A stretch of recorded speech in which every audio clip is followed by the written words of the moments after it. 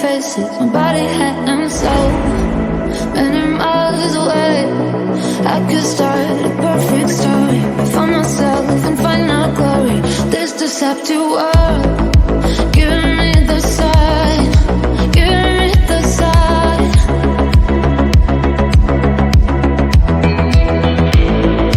Giving me the sign, giving me the sign.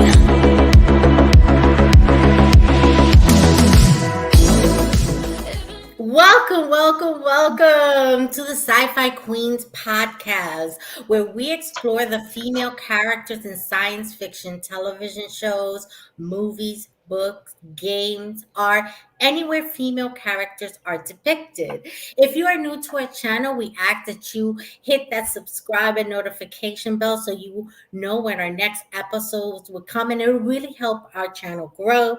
If you want to support our channel, we have new merch on our new merch store. Is scrolling at the bottom of the screen. Check it out. I am your host, Nita. Joining me tonight is my co-host, Sarah. Tiffany will be on a little later. And we have special guest, Rose, today.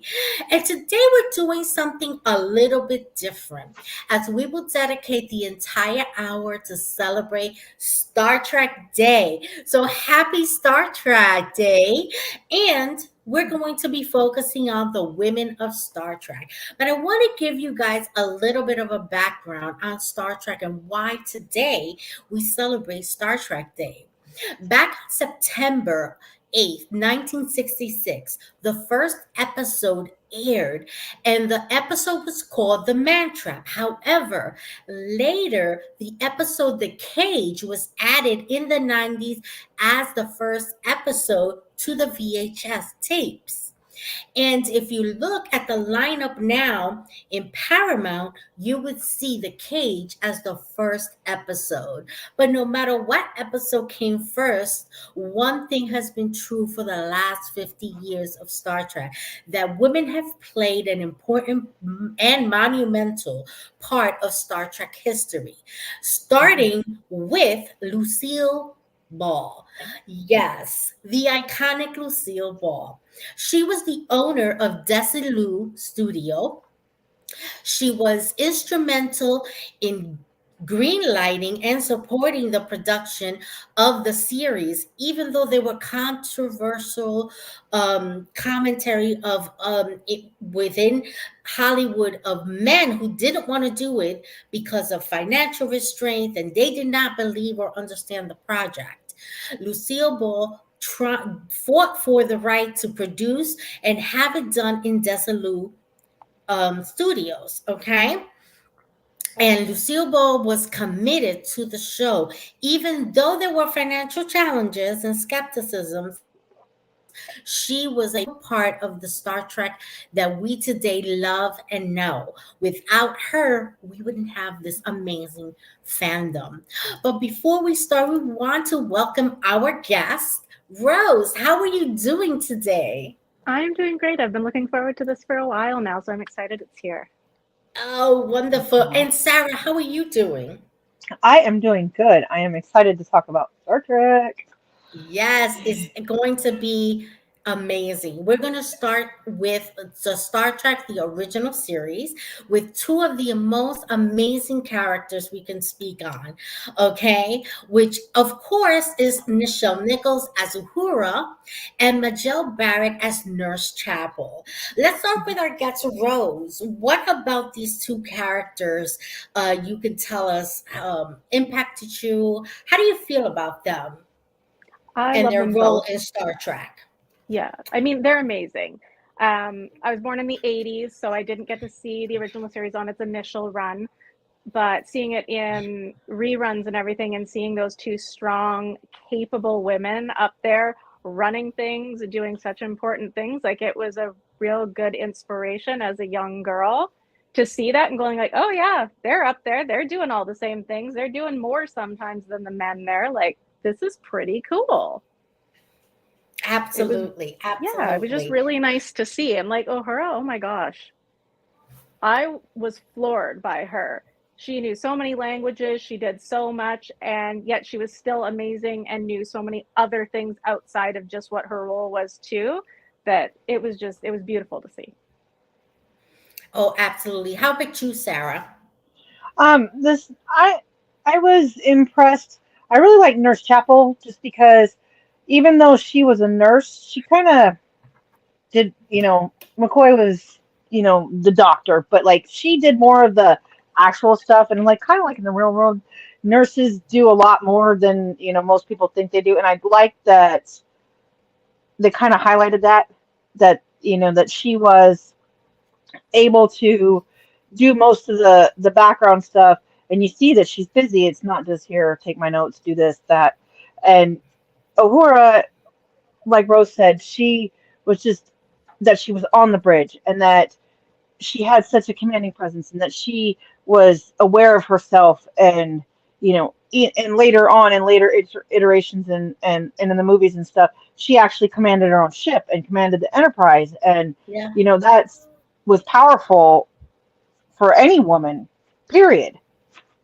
absolutely. Absolutely.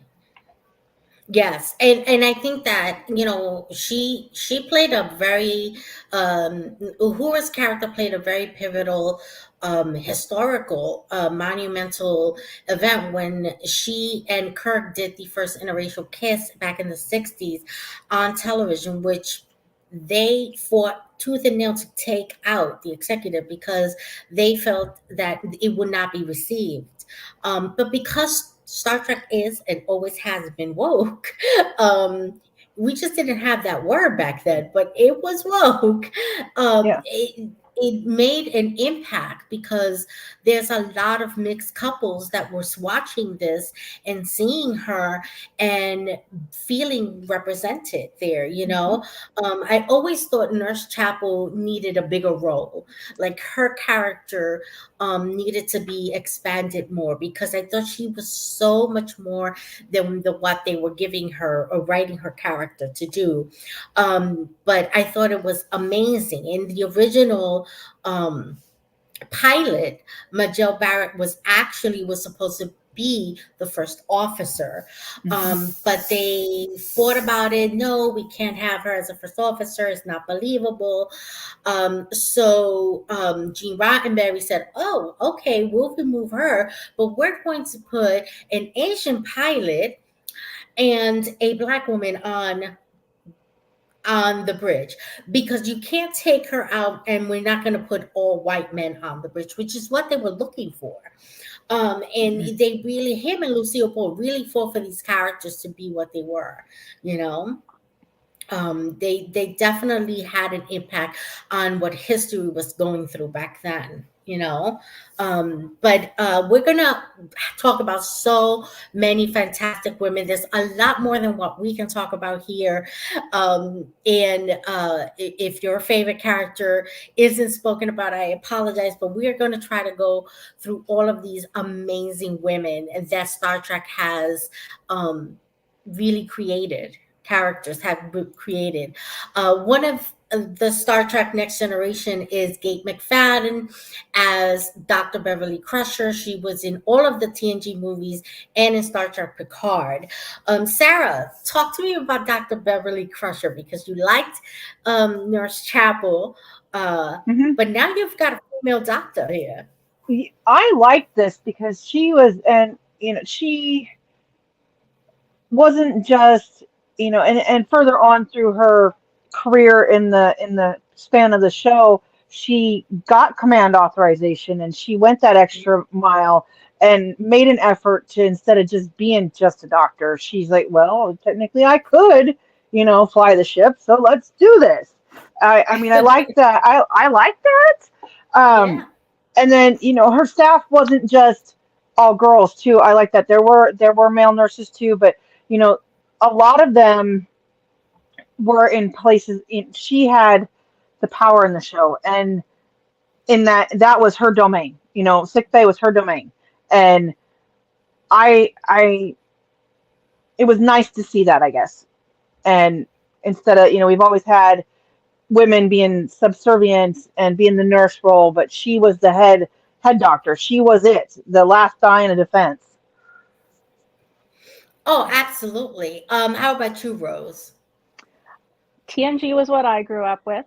That's I started watching when it first aired when I was 5, I think, and I had always kind of been drawn to the medical field, and to see Dr. Crusher just living her best life, running that place, still having kindness and compassion for her coworkers, for other crew, for the kids, for the families on board. And when I saw doctors in real life, they were mostly men. And so seeing this, and I thought, oh, maybe, just maybe when I grow up, I could be in the medical field. I could be a doctor. I could do something like that. And it really kind of gave that little like, oh, yeah, okay, we had Nurse Chapel and she was great. But yeah, underused in the series, I think, for what she could have had. And then seeing Dr. Crusher. So she was my childhood favorite. I dressed up as her for Halloween quite a number of times. My mom sewed me a uniform and I had the Oh my Playmates goodness. prom badge. Oh, yeah. Hmm. And I actually did follow into a medical field. I'm not a doctor or anything like that, but she was an early inspiration for me to go for it. Oh, that's wonderful. Now, I don't have an image of her, but Dr. Pulaski replaced her. I think, what was it, Sarah? The second Season season? Second 2. season. Yep. Mm-hmm. Season two. And I was not a fan of Dr. Pulaski because I loved McFadden so Mhm. much. But in retrospect, she did a really good job. There was a lot of little nuances that reminded me um Bones. What about you guys? Mhm. What do you guys think, Sarah? Sarah, what do you think about Pulaski and Bone kind of? I love to hate her. She didn't really have very much bedside manner, but she was very 100% business where Gates Beverly was more friendly first and more personable, but like Pulaski was like all business all the time. I mean, it wasn't until later on, later in the season when she started warming up to the crew that maybe, okay, and then she was gone. So, I mean, it could have been something better, Exactly. maybe. I mean, they were building into it. Like if Gates wasn't coming back, then they could have built more into it, but they didn't. You know what I mean? And then I had No, something yeah. else to add. Hmm. I had something else to add about Beverly, and then being the head doctor and a single parent, a single mom. I mean, she's a widow, but seeing that and that's some of that, I think that struck a chord with a lot of um, girls maybe and their family situations because like that's how I grew Sorry, up I'm having technical and issues. and that just it struck a chord with me. I forgot Yeah. about that and I was just thinking about it when you were talking about it and just that she did all this while being a single parent and managing to be the head doctor and a parent.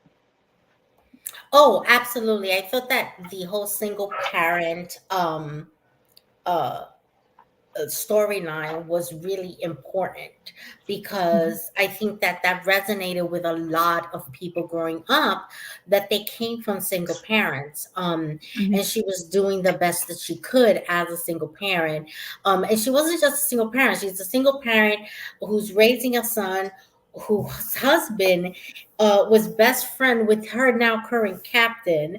Mhm. And that was a lot going on there because um, there was that romance that was always kind of understated there but Mhm. never really fully flourishing, and that's something that I felt like they could have explored during the seasons, but they Mhm. made him seem like he was, unapproachable in that area, and it Mhm. which was really odd. But I love that she had such an amazing way of dealing with Wesley in such a kind way, and I thought that that was fantastic. um, Rose, what do you think? I don't know if your technical issues are okay. Can you um, Sorry, guys, I can't hear anything. All the sound just cut off. So I'm just going to close out and I'm going to try and come back. Absolutely, absolutely. One She's having second. some technical difficulties. She's going to close out and come back. Where that's Well, good. can I say But go something, on. Nita? Absolutely, always. Okay. I did like the way that they filled Beverly out for Picard. How she was kind of a badass. You know what I mean? Yeah, And she's a single mom again, um, doing it all over again, midlife, and let's do it again. But anyways, just that she was so much. I mean, she was still the same, but she was kind of different from how she was in TNG and in the movies. Even is like it was completely not completely, but kind of it's just different. She'd evolved, I guess is the word I'm looking for. I think so too. I think that doing it the first time around and seeing the end results with Wesley didn't quite fit her as a mom, and she was going to do it differently. And, it was kind of like that unexpected pregnancy, right? That she didn't Right. expect to be having a baby at that point in her Yeah. life, and she's seeing it so differently, and she's completely separated herself from Starfleet and all things Starfleet. And I think Hmm. that there was a lot of criticism about that. And I was one of the ones going, Beverly would never behave this way, but a mom would. A mom will She wanted. drop what she has to in order to protect that baby. Well, and then Rose, are you good to? Yes, I can hear again. I Okay. don't just all sound Okay. cut out and Wonderful. it was gone. Wonderful. Sarah, you finish up and then Rose, hop in.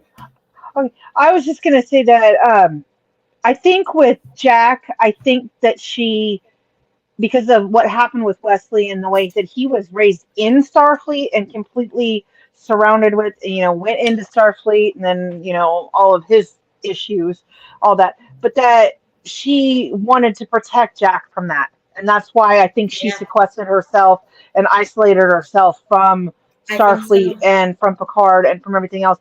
And to raise him so he wouldn't be under Picard's shadow. He would be his own man and not be well, that's Picard's son. You know what I mean? Because Yeah. that's a huge legacy to live under.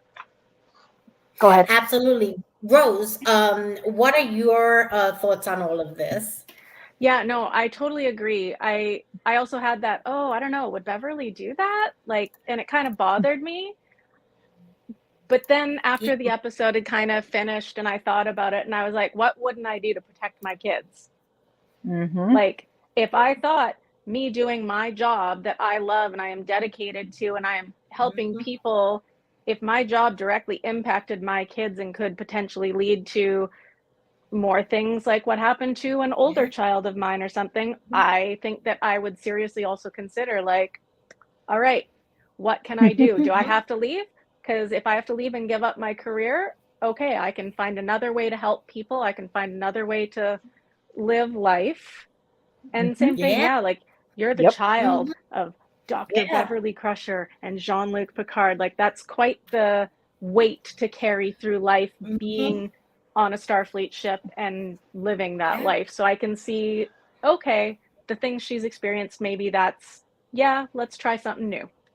Yeah, because he wasn't going to just inherit their legacy. He was inheriting their enemies. And Yeah. Picard had a lot more enemies than Wesley had to deal with because Yeah. his father and his mother didn't have enemies, but Picard, in fact, did. Yeah. And she understood that that was going to be a problem. And Mm-hmm. I think that, like most people, I was like, Beverly would never behave that way.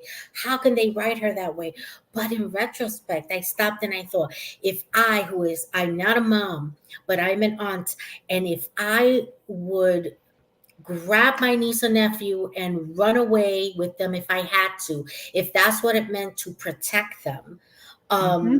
why wouldn't the mom say, you know what, I need to separate my child from his father's side of the family because they're so toxic that they're going to damage him? If that's what she has to do, then I could see a mom doing that, right? A mom who loves and who's caring. I can see her doing that. And I think that Beverly knew that Picard was a good man, but the legacy he brought was not always so clean and good. And I think that's why they wrote it that way. And I think it was genius in retrospect, but it did hit hard on fans for sure. And And but we're gonna move on to a next character who she is Marina Sirtis as Counselor Deanna Troy. She was in Star Trek: The Next Generation and all the movies and Star Trek Picard and crashed quite a few starships. I love her for that. You know, I want to say her character arc always was amazing to me. I absolutely love what they did with her. Um, I was not a fan of her not wearing her uniform when Picard was, in the beginning, because she started out with a uniform that looked like a cheerleader, but then they took Mhm. her out of that and put her in civilian clothes, and it made it very hard for Starfleet officers to see her as a Starfleet officer, and I think that um, when the best of both worlds came around and she's got to be in uniform, there was a sense of authority that came with putting on that uniform, and I think that that was important to her character arc, and I think that her growth, from that point on, was really something beautiful. And I love her sensitivity, and I can definitely relate to her sensitivity. And I love that it wasn't just her empathy, her empathic abilities, but I think she genuinely cared about the crew. Rose, what were your thoughts about Deanna Troy's character arc? I also loved her. I also dressed up as her for Halloween a couple of times. Um, I was torn. I loved when she was in uniform. I loved seeing that she had an equal place amongst the crew, but I did like that sometimes she was in the more civilian clothes, because I think that as a counselor, talking with someone who has gone through traumatic experiences and trying to work through that, that it may have been easier for some people to connect with her and to be able to work with her as a counselor, not necessarily as a Starfleet authority when they're Mhm. going through PTSD or other Yeah, issues, that maybe there was that absolutely. sense of leveling of humanity of, you are the counselor, you are the professional, you know what you're doing, but I also don't Yes, feel like I'm talking to my work mandated, work paid counselor who you might feel you're talking to the uniform there, not so much the person who's trying to help you. So I did appreciate that there was a little bit of both. I think she could have been in uniform a little bit more often, especially when she was on the bridge and doing other things, but maybe yes. just in her scheduled counseling sessions, she could be a little bit more like that. But I love Deanna. I love that she is empathic and caring and can see through all of that stuff and really dig down into the personalities and the psyche of the people. But then she may have been at the con when the ship crashed, but she saved the lives. It didn't just crash and go boom and destroy and kill everyone. She still managed to land that sucker and keep most of the people safe. Even the cat survived. That's all I got to say. Exactly. And before we go on to Sarah, we have a comment by Thanos. This is fantastic because I like when she gets drunk at first contact. I love this because that was one of the moments I loved about her too. Yes. Because she did what she had to get that information, and just to learn that, nah, she's gonna have to tell him the truth because this guy is not going to budge. Sarah, what about Deanna Troy's character? Talk to me. Um, I wasn't a huge fan of the pajama outfits. I just seemed like in a professional setting that was, I mean, that's kind of what they look like. They're kind of like, pajamas.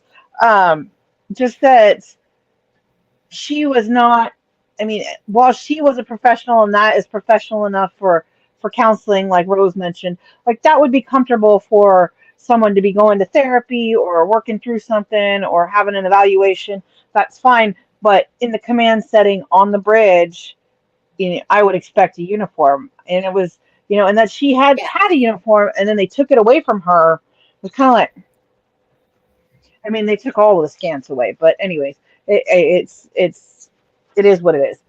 But that she later on, when when what you were talking about, that when she had to wear her uniform, and then she started like realizing that self realization, self actualization of becoming a command presence, and taking the classes, and doing the things that she needed to do, and testing, and then even flying the ship, even though she crashed it, she did save all those people.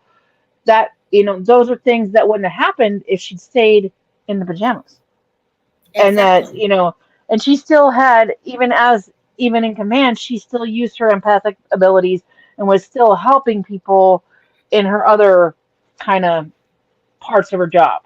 But she Yeah. wasn't, it was more professional, and I liked her evolution, and I really liked her in Picard. And she just seemed Yes. more real, I guess, and just more maybe because she's been spent so much time with Will on their planet, and raised their kids, that it just seemed that she was more human, if that makes Mhm. sense. Yes. Like she seemed more bold, maybe. Hmm. She That's wasn't so something that I got. restrained. Yeah. Absolutely. I found like she was more bold. And I think that boldness comes with growth in age and experience, right? Because when we were all, younger and teenagers, we were different people when we were teens and 20s than when we were 30 and 40. And now that I'm in my 50s, there is we hear it and we laugh about it, but the I don't care phase, like, Hmm. I don't care phase. Oh, okay, that happened. Okay, it really is a phase. Where it's like, I may look ridiculous, but I'm comfy and I'm going with it. And you really have a sense of who you are, and it's a comfort of knowing who you are. And I think that that is where she was at in Picard, where she and Will had gotten to the point where they knew who they were as a couple, as individuals, and they were able to say what needed to be said, you know? Hmm. Um, but now we have Marina Sete as Counselor Troy, Deanna Troy, and her on screen mother, Majel Barrett, as Laxana Troy in Star Trek The Next Generation. And we should also add that Majel Barrett also did the voice of the computer. And she was the Hmm. voice of the computer of, I believe, Star Trek TNG, um D Space, not D Space Nine, because they had a whole different Cardassian. Yeah. Cardassian system, but I Hmm. think Voyager system was Hmm. Majel Barrett's Yeah. voice on Yeah. there, and she was an amazing Laxana. And she really developed that character even more in D Space Nine. Um, but Sarah, talk to me about Laxana. Talk to me about Laxana. She is the overbearing, um, flamboyant mother that nobody wants. The always pushing. Well, I've read the books, and like got a lot more of the backstory for them too, and that it just it's she's she's a typical Betazoid, or Beta Z, obviously, but just that she's just so out there and so pushy, and even with in TNG, and with the way she acts with Picard, and then when she gets to DS9 later on, you see her evolving, and I really enjoyed that arc. That Yeah, when because even as old as her character was, she still had room for growth, and that was something to me, that that kind of shows people in general that no matter what, you can still change. absolutely. Absolutely. I completely agree. I think her character arc really blossomed in Deep Space Nine a lot, especially with her relationship with Odo. Hmm. But that relationship with Picard was so it's appeared one-sided, but I often wonder, because she is so um precise with her telepathy and reading Hmm. minds, how much Picard was hiding. And because she was a force to be reckoned with. She was sexy, she was beautiful, Hmm. and she knew when someone wanted her, you know? Rose, talk to me about Laxana TNG versus Laxana D Space Nine. Again, also, I love the character arc and how it changed. I think that in Deep Space Nine, not having her always showing up and being in Deanna's space was a really great choice because she could be herself as a person, not the overbearing, in your face, no, you're going to live your life my way mother that she always was. And that's what I really liked. Like, poor Yes. Deanna. Like, I know there's love and that's all great, but like, oh, I cannot imagine growing up with my mother in my face and then showing up to my job repeatedly and hitting on my boss. That's basically what she did. Yeah. Like, Mom, please, for the love of all that is good and holy, I'm at work. Could you do that? Maybe not on the Could you just bridge. not? Could you just not? Yeah. And I mean, because she is so great with her telepathy and her empathy and everything like that, I think that she knew that Jean Luc kind of enjoyed the attention, but he half enjoyed it and half Hmm. was just exasperated. Like, seriously, again, this is my bridge. I am the captain of the flagship, and you're just out here in front of everybody. Like, okay, it's kind of flattering, but like, oh my God, could you just. Yes. I think one of the things with Laxana that I always had trouble with, Laxana, TNG, and T Space Nine, is her inability to know when something is appropriate or when something is not. We are, as humans, very reserved in certain things. Like, we wouldn't want to tell our captain, or, our moms and our captains or our bosses, oh, you're hot, I know you want me, in front of everyone. But she, because I think she was, because of that telepathy, because of that ability that she had, maybe it's a betazoid thing to be that open. She was so Yeah. open, Sarah. It it is a Betazoid thing Is that's it? Mhm. that is they are very open, and like clothes are really optional in Betazoid. They oh yeah, they are, because it's a hot jungle planet. It is very optional, and that, so they're very comfortable in their own skin. They're very self-aware, and then when you're all up in everybody else's thoughts all the time, there is no filter. So she doesn't have any of the human niceties that we have, where we may think something but we don't open it. Like on Betazoid, you think it and somebody's gonna call you on it. So you can't think it. But they were also sexually open. So like you say, oh hey, you kinda hot, like, oh, and like, all right, let's go. Yeah. Oh, you think But my that was husband's part hot? of that's part of their society, and their culture. So I think, Hmm. part of that for her, that was just because she wasn't human, and she was, Hmm. so that was just her being her. And Yeah. And I I mean, the weddings, talk about their mhm, weddings, the bride yeah, and you groom and have the to be naked, guests yeah. are all naked. The guests, bride and groom, everybody's naked. I Well, never understood that. that's because then you have you're coming to the wedding free of anything. There's no inhibitions, no nothing. You shake off all your ties, and you're starting anew with your partner. Okay, I can see that, but can I do that with a nice dress on? Yeah. And Okay, because let their me ask you. society. Go ahead. I'm sorry. Oh Go no, I was ahead, just going to say, Rose. because their society is so, they're all up in each other's thoughts. They always know, but Yeah. they're also very forgiving.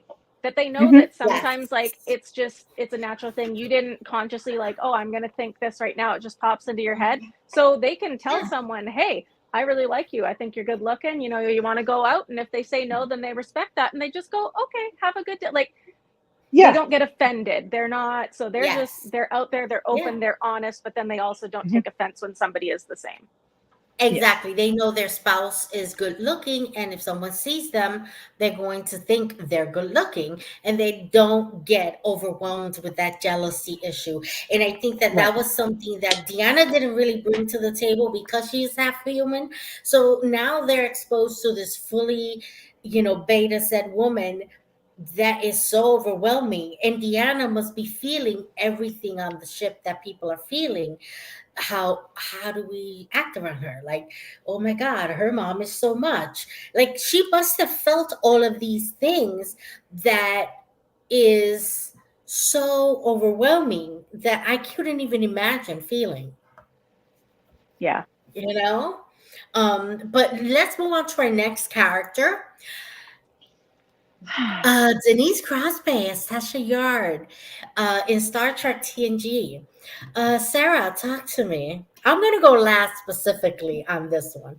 Go ahead, Sarah. I I loved Tasha, and I kind of identified with her rough upbringing. Not that I was an orphan or anything, but just that she had it rough, and then just the way that she made something of herself. It kind of inspired me that no matter what you've been through, you can still be a chief officer of something. She's a chief security officer, and she's a woman, and she's in a position of power, and she's basically like I don't know. And she's very self-aware and no nonsense, and just she still did know how to have fun, but it was business, and then she kept them separate is what I always saw it. And Mhm. I liked her character a lot. I was really devastated when she died, and I was glad when they brought her back as Sela. Go ahead. Rose, go on. How Yeah, I about loved you? Tasha too. I thought she was a total badass. She had lived through so much. She made it through. She still struggled with it sometimes, but she still kept going. She knew what she was worth. She knew how good she was at things. She could still have fun and make friends and everything. And yeah, my Yes. sister and I, we watched together and we were both devastated when they killed Tasha. And we were so mad about it too for a very long time. Yeah, I have to say that I was very angry that she was killed off. Because and that later finding out that she wanted to leave the show was really upsetting because I felt like, well, they could have done that differently. They could have kept her Yeah. alive and brought her back, and um, only because, and I wasn't, and I'm gonna just say it. I know y'all gonna kill me. I wasn't a fan of her character, of Tasha Yar, the character. Not a big fan.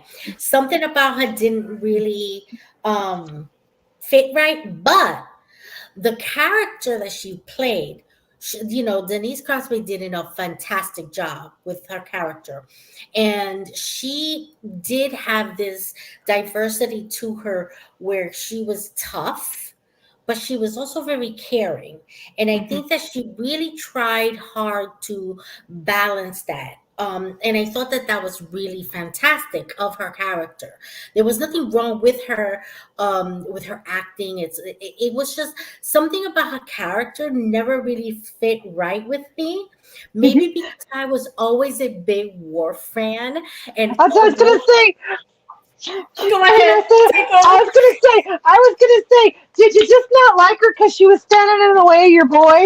Because She because knows if she Sarah knows me so because well. if Tasha didn't die, Worf never would have rose. So and I What would have know Anita's happened? got a thing for Well, Klingons. yes, yes. What would have happened to Worf had she continued? He would have. Would he have succeeded in his role as Worf to where he was at, or would have brought him in some other way? I don't know. I'm a huge Worf love. I love me some Worf. Okay, I've always been a big Klingon fan. They first, I think, was first introduced in Star Trek, the original series in Trials, the Tribble episode, and I loved the Klingons then. So I'm a long time Klingon fan. I started watching Star Trek. They were on rerun, but it was the original series. I was five, because I was born in '71. And so they weren't on anymore, but I saw all of the episodes in rerun. And I fell in love with the Klingons. So when they brought this Klingon in that looked like the Klingons from the movies, and it was one of the actors who played a Klingon in the movies, boom, it blew my mind. So I really love the fact that they brought him in. I don't know that her character, maybe subconsciously it had to do with that. Sarah knows me really well, so I'm going to go with Sarah's theory that I just had hater issues because she was standing in the way of my wharf. But I felt really though disappointed when they did kill her off, because I felt that her character could have done so much for females in the military, or females in Mhm. like police kind of Yep. positions and authority in that positions, security, because she embodied both strength and kindness. She was a And survivor. Yeah. yeah, she had a vulnerability about her. Hmm. Right? Yes. I mean, that whole backstory of her surviving in this planet where there were gangs and rape gangs and all of these Yeah, other that's things. scary. Yeah, that's a terrible background they Oh gave yeah. her. They gave us such a dramatic background to Yeah. overcome. But I liked it because all the humans had this idyllic, I'm from Earth, Earth is such a, peaceful place background. But here she comes going, no, not really, I'm human, and that's not my background. And yes, Yes. she was able to embody the Federation standards, um Yep. but yeah, I wasn't completely sorry to see her go, but I was upset that they killed her off. I still Yeah. didn't Yeah. want her dead. I kind of Why wanted could her out of the way. they could have transferred her somewhere else? But There could I have been so think many I options for how she could have left to continue doing something, and then it could have left Yeah. the option to bring her back here and there if she wanted out and then change her mind. They didn't have to just gone. Couldn't they yeah, have promoted her? Even sent her back to Earth to Starfleet Academy? Anything. They didn't have to kill her off. I never yeah. understood the concept of killing a character that Yeah. people enjoyed watching. Yeah. Well, there's You know? lateral transfers in Starfleet all the time. You just maybe there's somebody you don't get along with on a ship, so you put in a transfer request. There's a ship that you want to be on, you put in a transfer request. I mean, you Special just operations. Like, yeah, yeah, anything. so many options. Absolutely. And let's move on to our next character, which ties into what we were talking about. This is Terry Farrell as Jexia Dax from Deep Space Nine. Mhm. They did her dirty too. Oh yeah. They did not have to kill my girl off. I absolutely love her, but I'm not going to go first. Rose, talk to me. Oh my God. I love Jadzia. When DS9 first aired, it took me a few seasons to be able to get into it. It wasn't my vibe at the Hmm. time. I couldn't do it. I would watch, but I wouldn't necessarily watch every single week as it aired. I would catch up a little bit later. And then finally, I kind of got into the groove of it and everything. And Jadzia became one of my favorite characters. I absolutely loved her. And I remember in my last couple of years of high school, band had a practice Monday nights, and it started at 7, and DS9 started at 6 and didn't end until 7. And I told my band teachers, I was like, just so you know, I'm going to be late every single Monday because my school was at the opposite end of town. And they were like, well, but you know that this is the requirement. And I said, yeah, but Deep Space Nine's on, and sorry. And one of them was also a Trekkie, and he goes, no, I get it. Don't bring any spoilers, though. And I remember I showed up after the episode where they killed Jadzia, bawling, just tears running down my face still. And I walked into the classroom, and they were like, oh my God, what happened? And he just looked at me, the one teacher, and he was like, no, they didn't. And I was just like, they did. Oh. And so we talked about how horrible it was for the entire class. We just stayed off in the corner because I was devastated. That is still one Yes. of the television deaths that just does me in every single time. And Yeah. Absolutely. it infuriated me that they did that because Jadzia was such an amazing character with such a wealth of experience and everything, and just so openly accepting of anyone and everyone, no matter who they were, and Yeah. just right in there wants to know about them, ask questions about them and everything. And I loved her so much. And I'm still mad at the Absolutely. powers that be that just did that. Terrible choice. Yes, absolutely. Sarah, talk to me about Jadzia Dax. Okay, so this was my girl, and they did her very dirty. I actually stopped watching Deep Space Nine after they killed her. I didn't watch it after that. I still haven't caught up to that yet. Like in my rewatch through, like I just never finished. I walked away. It just I couldn't handle it. I was so mad, and I'll get there eventually. I'll get there. I know what happens. I know all the things that happen because there's spoilers obviously because it's been 25 years or whatever it is, but I like both. I dressed up as Jadzia for Halloween a couple of years, Yeah. and when I was a camp counselor, my camp name, because you had to use a fake name, was Dax, and that was, yeah, that was me. I was Dax, and she just was my girl, and I liked her, and I really identified with her, just because the way that she was, that she could do whatever she wanted, and she could go practice Klingon martial arts in the Hollow Suite, and nobody would blink an eye. She could Hmm. go with Kira and dress up as one of the princesses, and nobody blink an eye. It was no big deal. She could Hmm. do. She could be herself, and it wasn't. She didn't fit a hard gender role, is what I guess I'm getting at. And I Yes. really I looked up to that, and I really enjoyed that, and that it was kind of refreshing for me because Yes. Absolutely. you know what I'm trying to say. Absolutely. Yes, absolutely. I think that when I think of her character, I love her character. She is an amazing character. She was put down by the producers saying that if she wasn't so pretty and didn't have a Deep Space Nine job, that she would be, working at a cashier job. No, she wouldn't because she's talented. Yeah. And yeah, she is still a beautiful woman, but deal with it because she's still talented.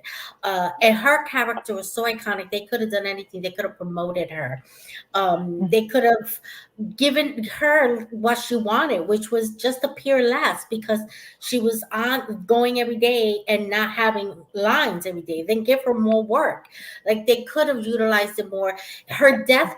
If you are going to kill a character like Jadzia, give her a proper death, an Yes. honorable death. Her death was not honorable, and that is why Mm-mm. Worf reacted the way that he did because he knew that because she had committed to the Klingon home, he expected her to be in the Klingon afterlife, and she wasn't going to get in because her death was dishonorable, and it 100% was. They could have let her die in battle doing something heroic, because not just her symbiont would have been. Um, totally embracing that death, but her character as Jadzia was a woman who had embraced the Klingon culture and would have wanted to die honorably. Her death was senseless. There was no reason for him for Golden Cod to kill her the way he did. It made no sense whatsoever. And I think that it was terrible. They could have done so many different things with this character. Mhm. It felt like a big It's middle really finger sad. from whoever made the choice. Well, and Absolutely. it was Berman. Yes, it Yeah. was. Let's say it. It was Berman. We all know it. Yep. Yeah. Hmm. Yep, absolutely. And no hate to Esri Dax. Let me just be clear. No. No hate. She did a great job with the character, with what was given to her. She did a Yes, performance. fantastic job. But there was no need for an Esri Dax. I think that if you No. were the Dax symbiont could have ended with Jaxia in some sort of, or even if you killed her off, give her an honorable death. Let that symbiont have the same Ezri Dax as a new person. The storyline could have stayed the same in that sense, but her death, they were at war. Her death could have been more warrior like. It's what I'm saying. Hmm. You know. And then we have this beauty, Nana Mm. Visitor as Kira the Race from Deep Space Nine, who also wrote a book, who's coming out soon. So I think it's in November, which is the Star Trek, the Women in Star Trek. You got to pre-order it. It's a little on the expensive, but you can find it on Amazon. And it's a little more than I would like to pay for a book, but I'm getting it anyway because hey, that'll be my Christmas present because that is a book I want to know. It's the book I want to read.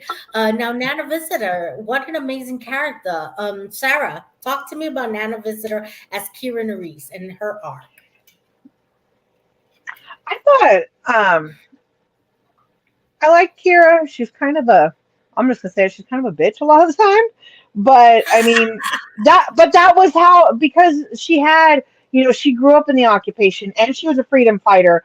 And then, they fought for Bajoran independence, and then, oh hey, guess what? Now here's Starfleet's here, and now we're gonna hang out and we gotta work together. So I mean, for her character arc, I think that she evolved beautifully. And I Hmm. do, and having to, I'm glad that they didn't. I'm gonna take the meme, the softly lit Kira all the time. You know what I'm talking about. That when they, they have that soft lighting and she's so sweet.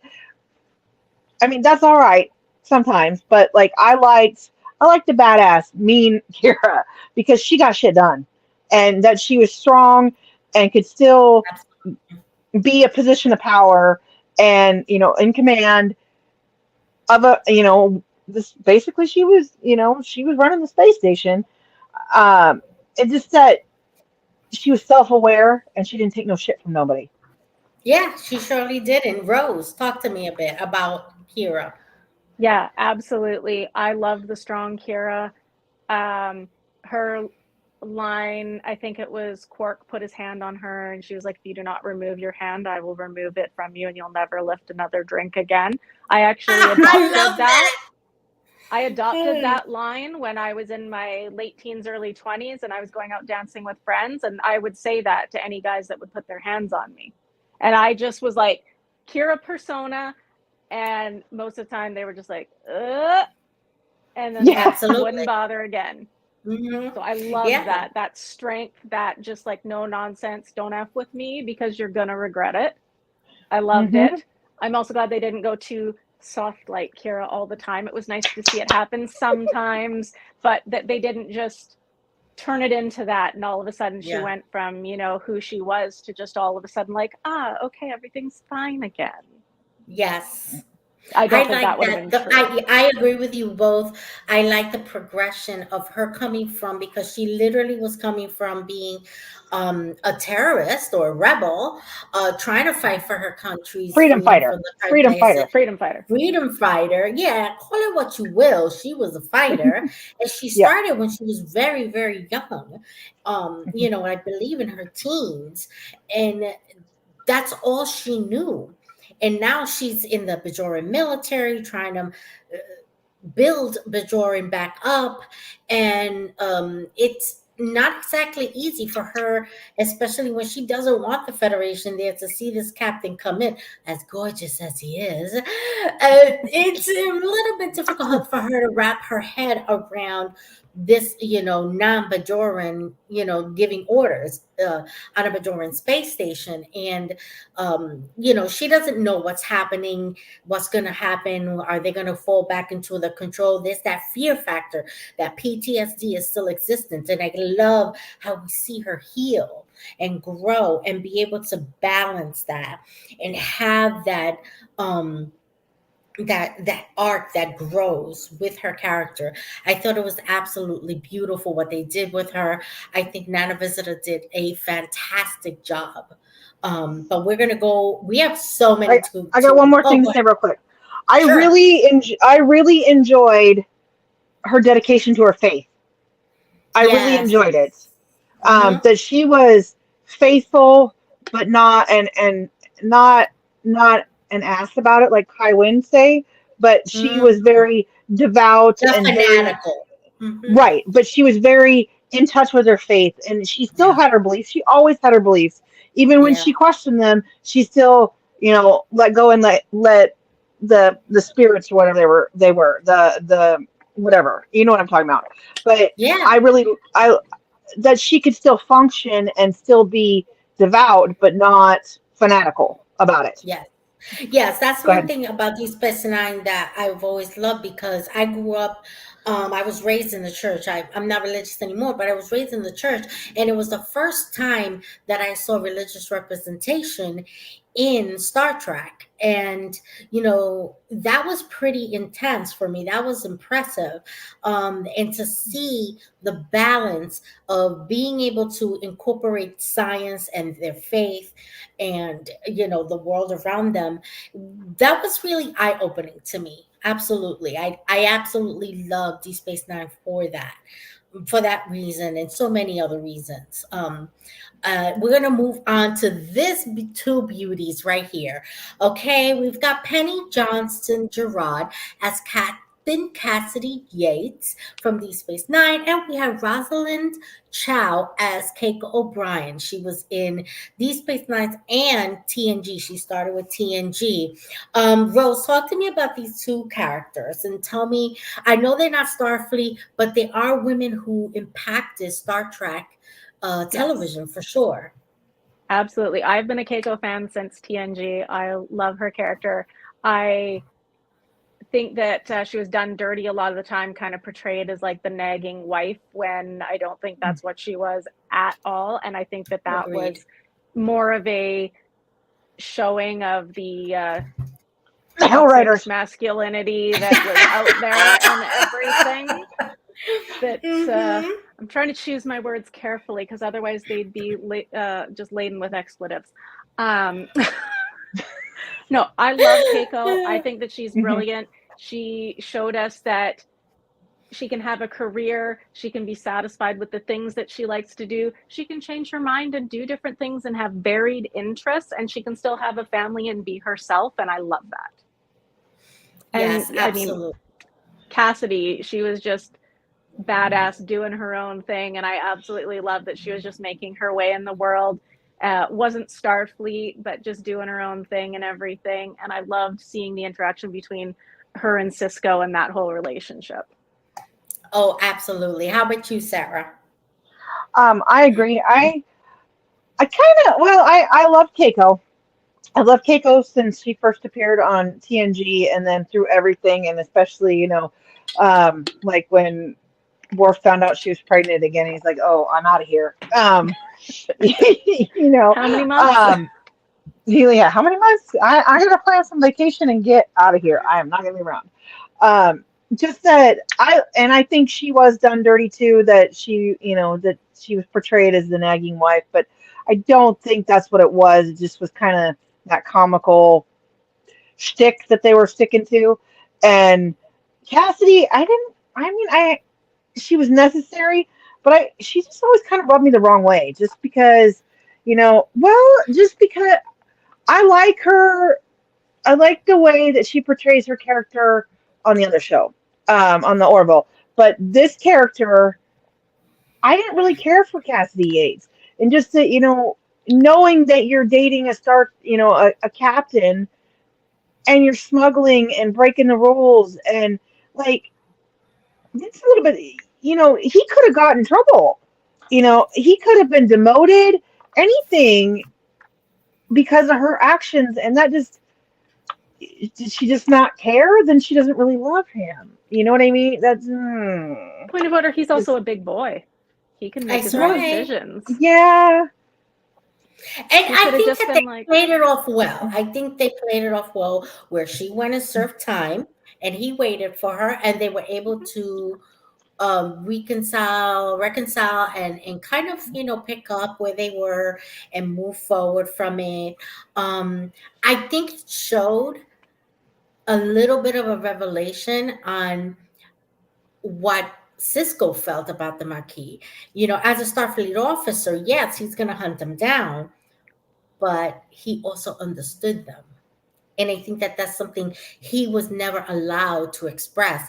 And he was able to express that by taking her back because he knew that, you know, she was supplying medical goods, so he was okay with that. And I think I loved her character because she's a captain and she wasn't in Starfleet, but she was part of Starfleet. I think they did her journey when, at the end when Cisco was taken to be with the prophets and they left her pregnant, waiting, well, is Hmm. he coming back? Am I raising this kid alone?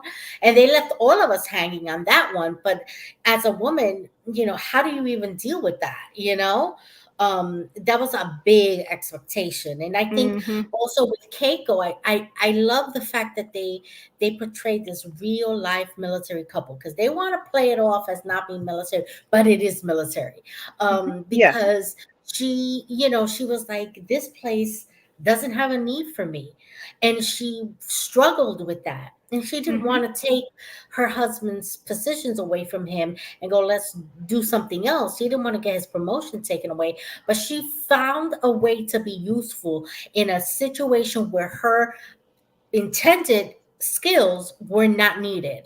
And Mhm. eventually she was able to use those botany skills for Bejor, which was wonderful. But she started a Yes. school. I mean, that is Yep. huge.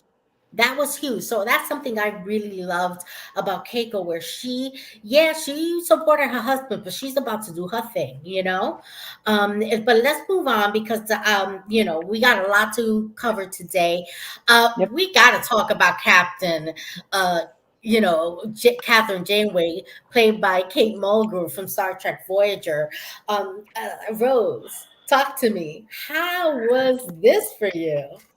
Janeway is my captain. She is my favorite character, probably across any and all fandoms. I love her so much. Not to say she always made the right decision and she didn't struggle with things, but that all Yeah. just rounded out her character. Like I said, Janeway was my captain as a teenager, my formative years when I was really learning who I was and who I wanted to be and the things that I liked and I didn't like and all of that. And she embodied so much of what I hoped to be able to be when I was growing up. I have a Janeway tattoo now because her character meant so much to me. Oh, wow. And yeah, Wow. like she was strong, she was capable, she was selfless when she needed to be. I think she could have been a little bit more selfish for herself and she could have taken a little bit more happiness for herself, but I get why she stayed strong through the whole thing. She was in a position that pretty much no other captain had been in. Mhm. It's maybe her second command, I think, and you're tossed so far across. You have no contact, you have no resources, you have No no support. friends. You have Yep, nothing except for you and your crew. And I think she did the yep. absolute right thing in destroying the array to save the Okampa, to give them a chance and Agreed. to bring both crews together. And I know she gets a Yeah. lot of crap for that online and everything from the 90s Mm, straight through till now. But absolutely. I think that everything considered, that was really the only choice to make. How could she have lived Yes. with herself to make the choice to attempt to send themselves back with the array, not knowing if it was even going to work or not, and signing the deaths of the entire Okampa species? That wasn't even a choice, Absolutely. I don't think. I wish that she Absolutely. could have let herself live a little more, but I understand why she didn't. But Mhm. she is just, yeah, all-time favorite. I adore her. Sarah, talk to me about Captain Janeway. I she's I like her, but it's kind of take it or leave it. She was my best friend's captain. She was all about Janeway, kind of like how Rose is, and it was just kind of like it was just hmm. Okay, and yeah, I think that she did what she needed to do in that situation, and I do like how they portray her and her um, hologram in the new cartoons in Prodigy. I like that. However, I didn't like just she. There was a lot of things that she did that I didn't like. I mean, she was all business, and like Rose said, she could have lived a little bit more. But I also understand that she needed to stay above. the crew, and fighting to keep these two crews together and keep it balanced and keep it from falling apart. And they're so far from home, there's nobody to back her up, nobody to talk to.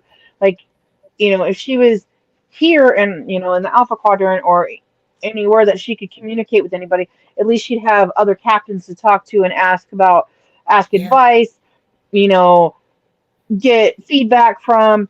But out there, she's all on her own. So I think because of that, that caused her to be kind of aloof from the Yeah. crew, and because she couldn't be laid back, she couldn't have fun because she had to stay up.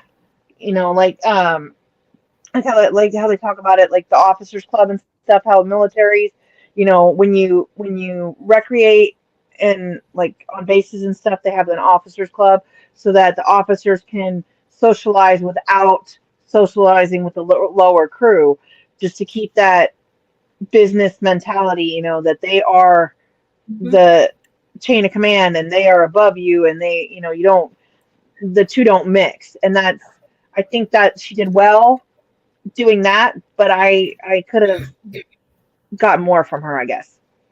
Yeah, I think she did the best she could with the situation she was in. She had no resources. Mhm. She had a blended crew of Maquis and Starfleet, and none of them wanted that uniform, the Maquis, and she had to struggle to incorporate them. And I Mhm. think that she did a really good job. I think as the first female captain in a Star Trek series, because they have been in books and in theory, we've seen, like in Star Trek Enterprise, we've seen other female captains, and there's Mhm. been admirals, but in a series, she is the first, and I think that she did a really good job. And I think that Kate Mulgrew's choice of not allowing the captain to have a romantic life was the right decision for the time. Yeah. Today and age, let her have some love in a Yeah. TV series. We see that, in Discovery, where relationships it's perfectly acceptable. But I think that because of when this aired, it was the Yeah. best thing to do for women. I Hmm. think she's Yes. amazing. I love her. But we're gonna go on to the next one. And Sarah, I'm gonna go with you first.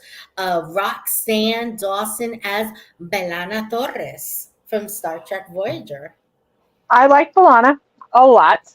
Um, I think that she struggled with wearing the uniform for one, and then the other she struggled a lot with Hmm. her humanity and her Klingon sides.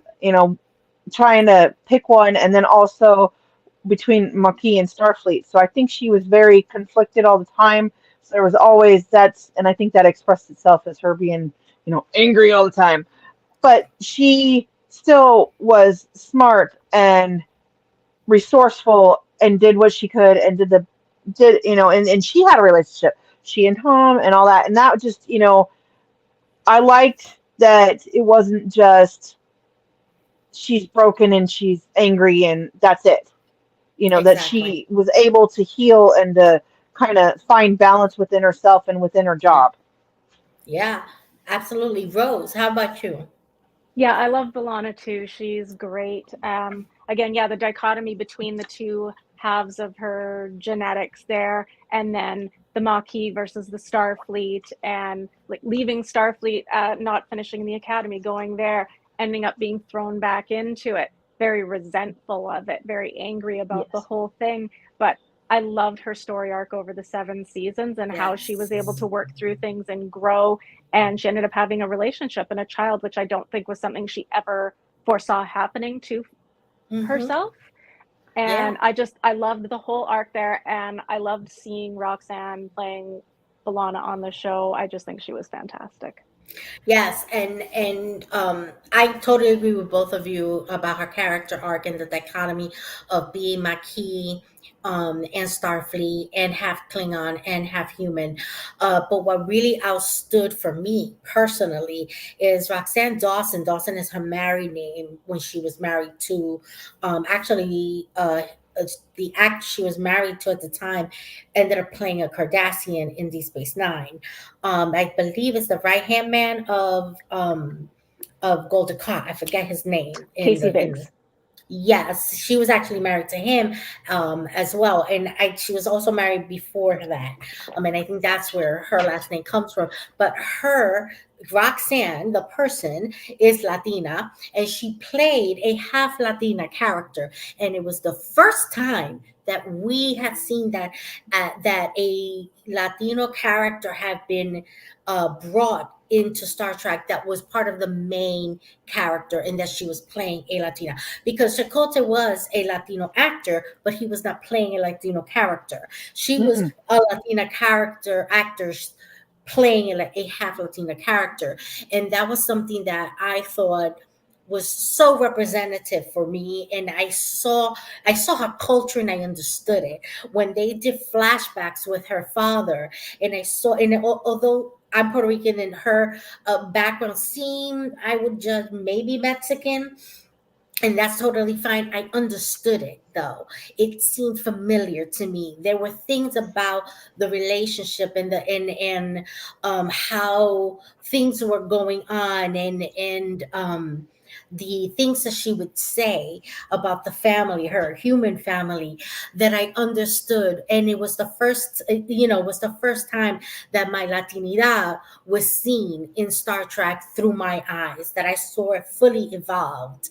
And that was important, because she wasn't just a Latino actor playing another character or another species, but a Latino character playing a Latino character in space, which we had been kind of missed. It was like, are there no Latinos in space? Where are they? Do we stay on Earth? The So I representation matters. absolutely. It does matter. Absolutely, representation matter. Absolutely. So she was so beloved to me, and always will be, because of that. Let's move on to this beauty right here, Jerry Ryan, at Sure. 7 of 9, from Star Trek Voyager and Star Trek Picard. Sarah, talk to me about the character arc from Voyager to Picard. Well, this is the first time I knew I was bi. That's for sure. Um, but I was like, oh well, all right. I really liked her. She was almost through this. I like where Seven is now after Picard. I really like that. Um, I struggled some with with her on Voyager just because she seemed very childlike, just because she would had to learn. Not really childlike, but almost that because she had to learn everything. And I mean, what she still had her Borg side, so she's very technical, very smart, had all that knowledge. She didn't have kind of like Data. She almost like that same kind of Yeah. lack of interpersonal communications, and Hmm. how Data had to learn those things, and we watched Data Yeah. learn those things.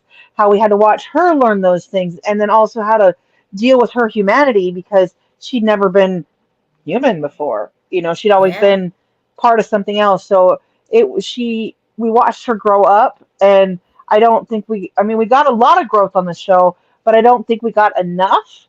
But I do think that they honored that with Picard, and that she was fully evolved by then. And I really, really enjoyed her character in Picard. Absolutely. Absolutely. How about you, Rose? I struggled with the character of Seven when she first came on Voyager. I Really? did not, yes, I liked her, but I struggled to really be able to enjoy her character as a teenager in the 90s when they got rid of Kess and they brought in Seven and they put her in the cat suit. That Mm, really bothered me. As a yes. teenager, that took me straight back to, this is the franchise telling me that as a woman, yeah, you can be captain, but if you're going to dress and look like this and show off all of your assets and really cater to that Man, male yeah. gaze, that Mm-hmm. you're going to go further, because all of a sudden most of the episodes had Seven as a major part, and I really struggled with that a lot. Mm-hmm. Yeah. For the years that Voyager was airing with her. I liked the character, but every time she was there in the cat suit, it made me feel really kind of gross inside, and I was just like, but why couldn't she have had something like, okay, it's the whole healing her, blah blah blah. I'm like, they still could have given her something that wasn't like that. And then later hearing how bad that was for Jerry just broke my heart for her, that Yeah. she Well, couldn't even go yeah, to and the then bathroom. she couldn't Mm-hmm. breathe. She'd get so hot, she'd pass out. Oh She had yeah, to dehydrate herself just so that she didn't have to, Mm-hmm. like, and that just added to my whole yeah, kind of yuck. conflicted feelings with the Yeah. character and with the powers that be who made that decision. It seemed like they were just like, we don't have enough male, 16 to 24 viewers, so let's just do Mm-hmm. this. Exactly. Exactly. I Well, and absolutely along love her in Picard. along those lines. Sorry, I didn't mean to interrupt you. No. But along those lines, I think they took Tess away because she was very childlike, and then Mm-hmm. slapped in a Playboy model. Basically, Yeah. let's take the Yes. kid away and put a Playboy. That And was just all I wanted boom, to here you add. go. Agreed. Yeah, now Agreed. And go one ahead. of the reasons I selected this picture was because this outfit, you don't see it too often when they first bring her on, because she literally would pass out Yeah. wearing this outfit because it was so tight that she couldn't move, she couldn't eat, she couldn't breathe in it, that she would pass out. And they Yeah. actually said, "Oh, this is going to be a liability." That's when Yeah. they gave her that other kind of maroon, brownish kind of outfit, which is The a little bit pajamas. more flexible. Yeah, it looked like it. I never They understood Sparkly wait, why. pajamas wait, wait. without the They corset. I never wait. understood They gave her why. Deanna's pajamas. I couldn't. That's so true. I never understood though. Why couldn't she have a uniform? Because the Maquis got uniform. She was part of the crew. She was incorporated. Why didn't she get a uniform? Wesley And was it's giving an acting because ensign's uniform. he was given a uniform. Why There was couldn't Because it she? wasn't Because as there were Yeah. visually appealing. Yes. It exactly. wasn't going They to bring wanted in to the male. sexualize her. Yeah, they Yes. Yes. wanted to hypersexualize her, Yeah. and they wanted to you know, bring in that gaze. And it's sad because when you see her, she's a fantastic actress. She doesn't need Oh yeah. this to She bring knocks in it out of the park. Like, every she is single time. so I've seen her talented. in things that are not Star Trek, and she knocks it out of the park. And Oh, when yeah. you see her Star Trek Picard, first of all, she's just as sexy and does not have to wear the skin tight catsuit Absolutely. And you outfit. don't She looks see. better in Picard. Yes. Because Mm-hmm. she can breathe. She's not passing She is out. She got comfortable. She is lunch. confident. She can breathe. She can kick butt. Hmm. Yeah. Like, Yes. I felt so vindicated and so happy to see her in Yes. Picard. Like, I Mm-hmm. cried when she first came on board because I was like, yes, this is the Seven that we deserved and that Yes. Jerry Mm-hmm. deserved. This is what we Yes. were waiting for. This Yep. is what we wanted. And I think Yes. it makes sense. Tell me, you guys, what you think. I think it makes sense that in Star Trek Voyager, she didn't because she was assimilated as a little girl. She didn't really know that she was bi or lesbian or anything, and she was learning who she was. And in Picard, I think she's established who she was, She and knows I who she like is now. that. Yes, I like that about that storyline about her. And I love Yes. that they brought her back that way, Yeah. because I Mhm. think that it solidifies that she didn't know who she was. She was She a was But 6 she child. when had a she She lot was was of growing up to assimilated. assimilated. do. Yeah, Yeah. She was absolutely. 6 and then spent 20 Absolutely. some odd years as a drone. So Yeah. she was Yeah, and like I said, it fully was that intelligent childlike with, exploration, yeah, and she she had knows to. math. She knows all this stuff. Like, she is super duper smart, but the emotional intelligence and the learning how to Yes. be a It was person not is there. not there. Mhm. Right, And and she so had Absolutely. she to do had to that. learn that. And that was half my Yeah. problem with, she was still very childlike and innocent in that Mhm. way, not infantilizing her or anything, but that she had not learned those things. She had not had those experiences to be Mhm. a fully formed adult human. Exactly. And she didn't know any of this stuff. She was all still learning. And that really just came to a complete realization. And she felt so comfortable in herself. And Seven in the Picard series is just one of my favorite people. She's amazing. Absolutely. Yes. And let's go on to the next one for sure. We gotta bring the baddies in with the goodies. And I had to bring Hmm. two photos because Martha Hackett at Seska in Star Trek Voyager was both Bajoran and Cardassian. The duality of this character, she wasn't on for long, but the impact that she had was phenomenal. Um, Sarah, talk to me about this. We I needed s- this, didn't we? um I mean she was all right. She's kind of one of those characters I can take it or leave it. I don't have much to say. I'm sorry. I'm Oh sorry no. Oh to break your no. heart. Queen of Darkness. I would think that the Queen of Darkness would embrace her. Hmm. No, she kind of fell flat with me. I mean, that's just I just maybe there just wasn't enough. Maybe I wanted more. Maybe that was the problem because it was so Maybe. such just not enough. And that Okay, my I can bad. respect that. I can respect that. How Okay. about you, Rose? I remember at first with Seska, I was just like, oh my God, like I love to hate her. She's just so abrasive and in everybody's face and demanding, and just like she owned the place. And I was like, I kind of get it because she's a Maquis and she's Bajoran and like her whole people have been through this, but it made a whole lot more sense once it came out that all of a sudden she was actually Hmm. Cardassian. And I was like, oh, it was the Yeah. Cardassian sort of superiority complex that was Yeah. really shining through the whole time. So Yeah. I actually really liked that sort of a change there in the end, that I think Yeah. it fit really well. And that all of the manipulation that kept coming out with all of the other Maquis members, that, oh, yeah, I mean, Yeah. yeah, she was just manipulating everybody left, right, and center. I mean, I kind of Hmm. felt bad for Chakotay that he had a Federation spy and a Maquis and a Cardassian spy he didn't know about.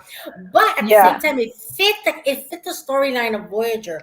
Of course, you're going to have how can you not incorporate a Cardassian into this? Because Yes. that was what the Maquis were fighting. It makes sense that there was a spy on board. Yeah. It Absolutely was a makes good way sense. to do it. Yes, I Yes. think so. And giving her relationship with the first officer also made sense to me. Mm-hmm. Absolutely makes sense. Yeah. Because I think it really did give her character this definition of she will do whatever she has to for Cardassia, even that. Mm-hmm. That's kind of Mhm. deep right there. But let's go on to the next character, which is from Star Trek Enterprise. Now they had an array of female characters, but we're again sticking to just a few. Jolene Blalock as T'Pol and Linda Park as Hoshi Sato. Sarah, talk to me. I I know love you to got Paul. both.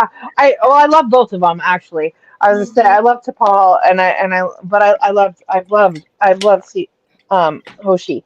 I mean I did. I enjoyed the episodes where they got to be freer and got to be themselves. Um, both of them, but they also had a job to do and they did it. And I enjoyed to Paul's arc of as she spent more time with humans, she became more human-like and less not not less Vulcan, but more a little bit softer. Balance, If that maybe balance. yeah, and just not so gruff. And then with Hoshi, just her growth and taking onto herself that she's the precursor to Uhura.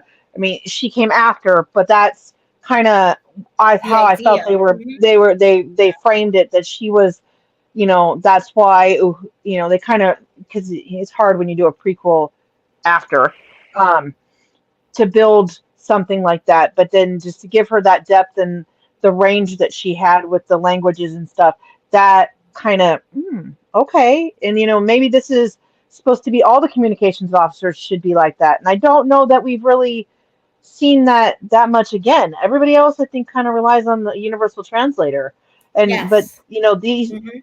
her and Uhura like actually knew the languages, and you know Yes. it didn't just rely on a machine to do it. That I mean, I like that, and that's kind of okay. That gives you the ability, the insight to maybe for girls and others to have that kind of a job that you it's okay to be smart and to have a position of power. Yes, absolutely. Rose. I will be honest, Enterprise is the only Star Trek that I have not finished. Leading Oh, in really? leading in from my complicated feelings with Seven and the way that they dressed her and the way that they utilized her. Hmm. And I was super excited for Enterprise at first when it was announced. And I was like, oh, Scout Bakula. I loved Quantum Leap. This is going to be Me great. too.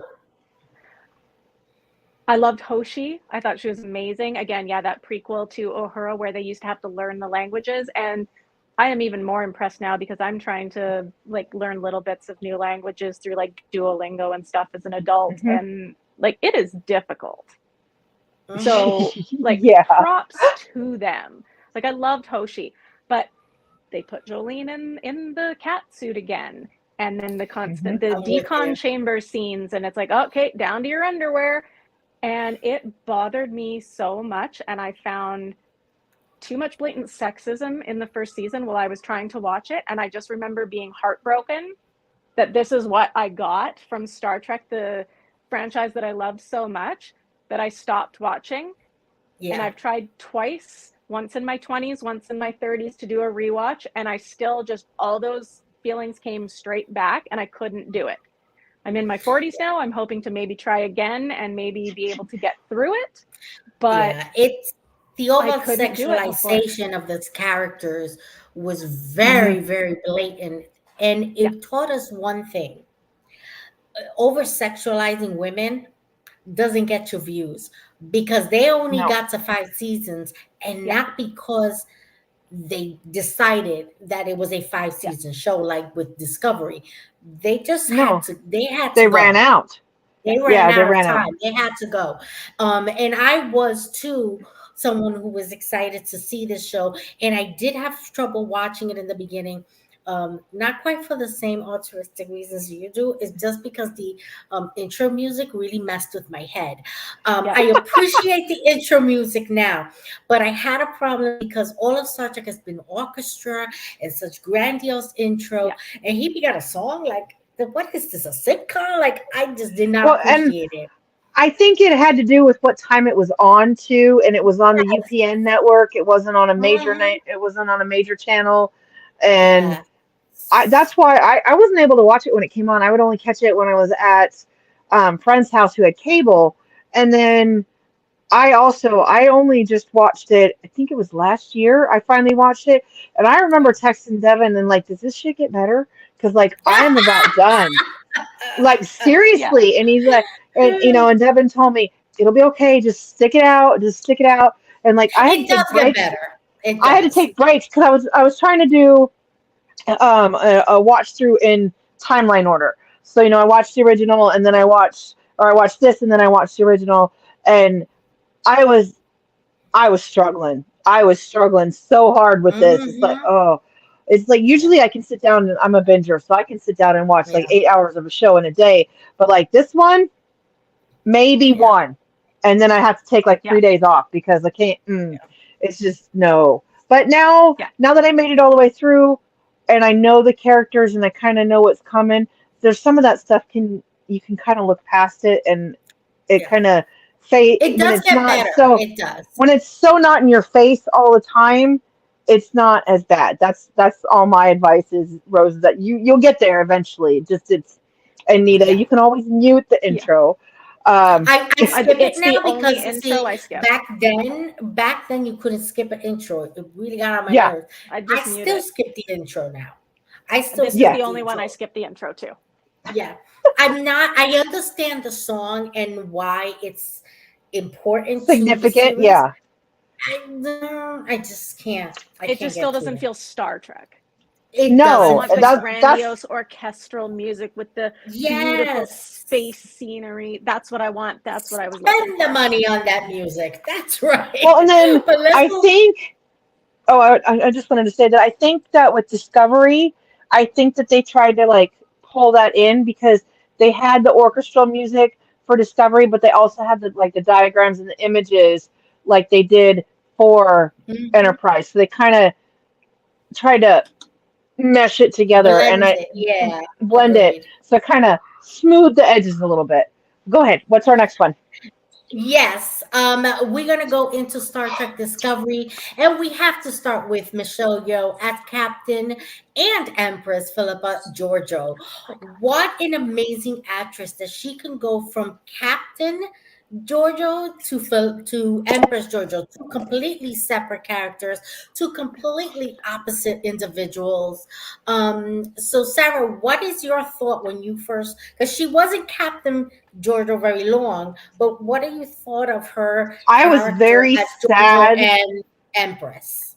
I was very sad that we lost Captain Georgiou and was actually, I really like the Mirror Universe. Even I love that they're so bad and they're so evil and they're so We free. need a But series on just Mirror Universe, yes, right? we do.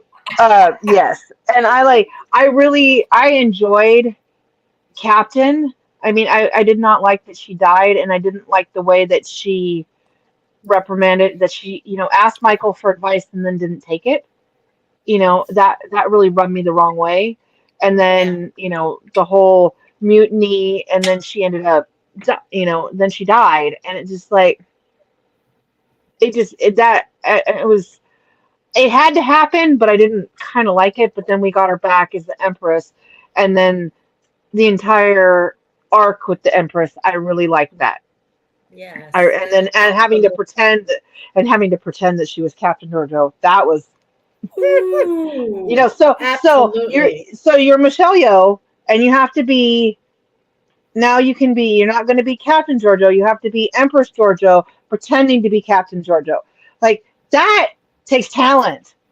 I mean, Yes. wow. Yes. Go ahead. Michelle Yeoh is just outrageously talented. Okay, Yes. Yes. I love that she represents the Asian community because the Asian girls need a female actress who can be so diverse and so strong. Rose, talk to me about these characters and their arc.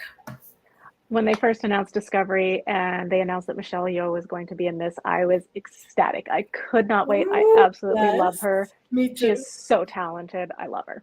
Mhm. And yeah, just the layers upon layers that she had to play and did it just perfectly. Like amazing. And Absolutely. how much fun would it be to play the Empress? Like Mm-hmm.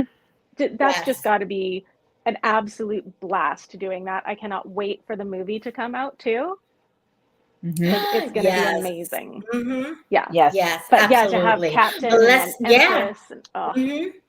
She's it was amazing. I absolutely, she is. you're right. She is absolutely amazing. Let's quickly move on to Sonequa Martin Green. Oh no, that is my Captain Crush. As Michael Burning in Star Trek Discovery, I absolutely love her character arc. Sarah, talk to me quickly about her character arc and what you saw. Um, I like she also evolved from the very Vulcan, very reserved to accepting herself and then accepting who she was away from Starfleet, even when she, that year she was alone and having to survive. And then pulling it all back together. And, she struggled through the whole thing, with her Vulcan side, her mutiny side, and then her captain side. And then, all these pieces of her fit together to make her who she is. Yeah. And the representation that she provides is amazing.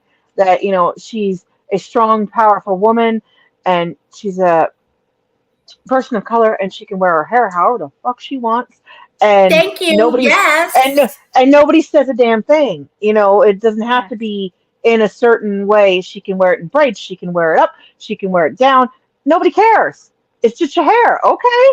And that Yeah. matters, and that matters for the Yes. so many people out there. Yes, absolutely. Rose, what is your feel of Michael Vernon? I love her all the reasons Sarah said, like, it's great. Me And yeah, too. one of the big takeaways that I had watching her through the seasons was she can change her hair. She can do whatever she wants. And it's not a big deal because it's just hair. Just like Hmm. I can wear mine down and I can tie mine up. Why is Yeah. this a thing? Like, I love that she gets to do Yeah. what she wants. Yeah. And it's so sad that a hair for people of color, for especially women, is such a big deal.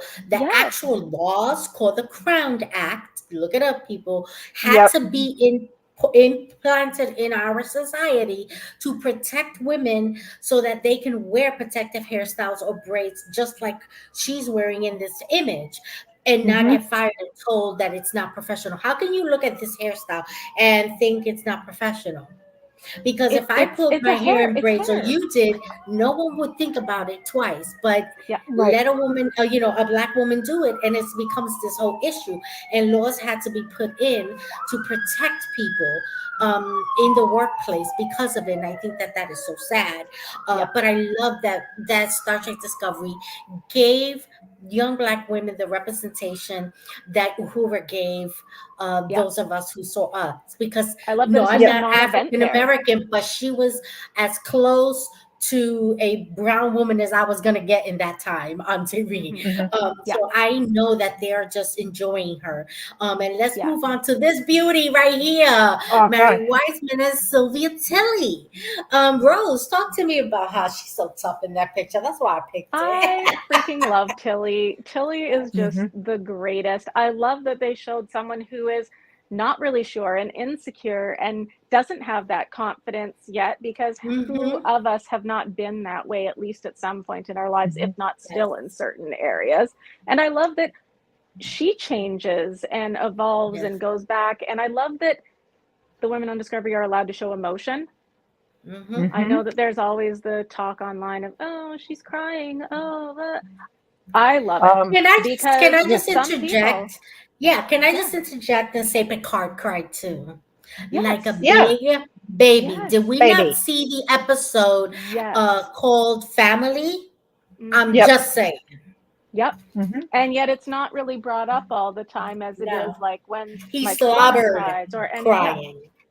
absolutely. I love Tilly. She's fabulous. I think Hmm. that she is a great way to show us kind of probably what a lot of us would be like or if we were going through all of this. And, we went through the training and all that, and now we're starting. But it's nerve-wracking. It's scary. Big, Hmm. crazy Hmm. things happen. And now all of a sudden you're in the middle of it.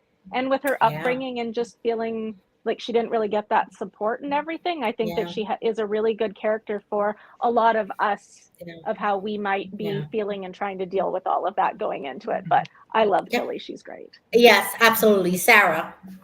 Well, and I loved that she is anxious and you know scared and all these things that we don't normally see, but she can still get her job done, and Yeah.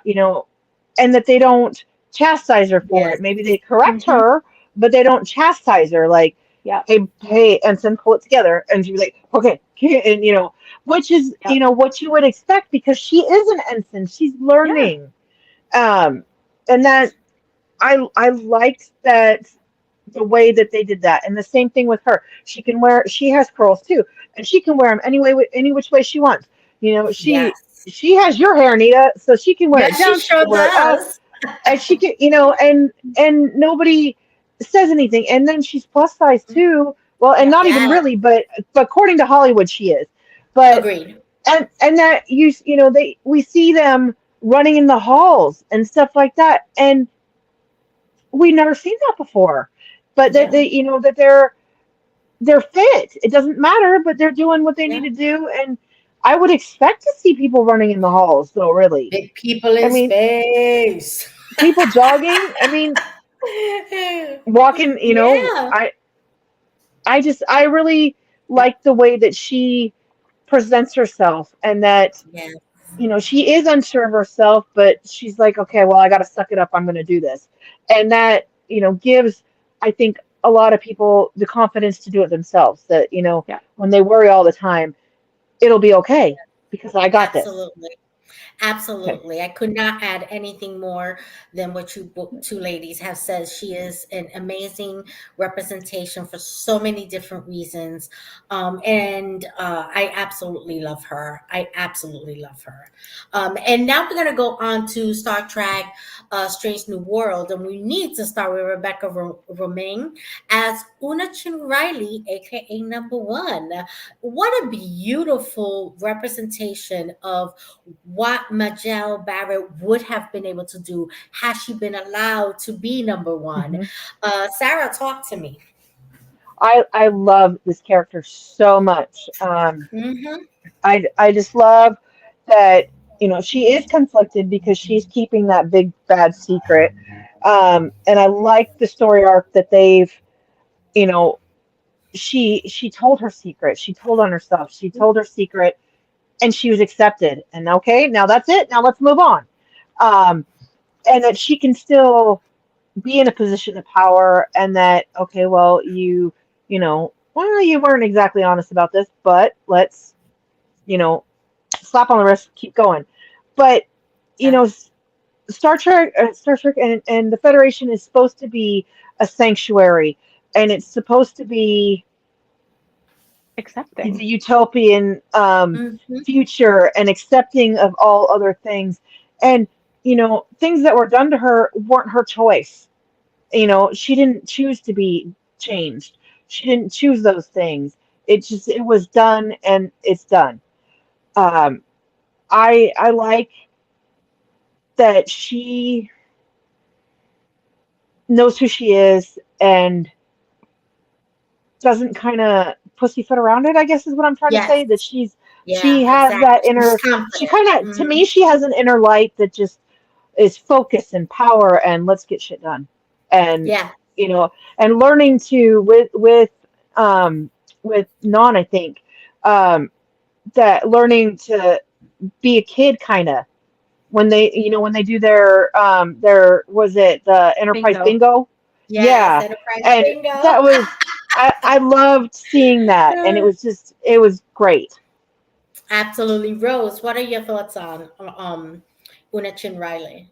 Absolutely love her, love the backstory, and I also love the tie-in between her and what's happened to her and La'an and how she's growing up and how those intertwine.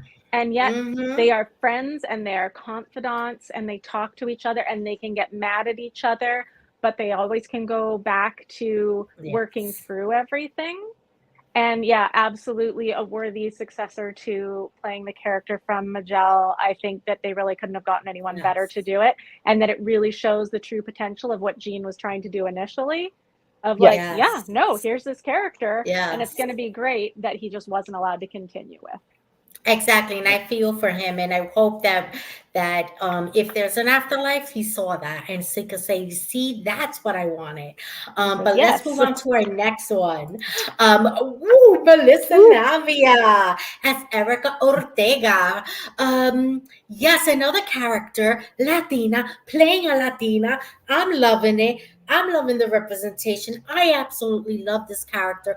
I think they need to give her more to do Hmm. and more to show off all those skills of piloting that she has.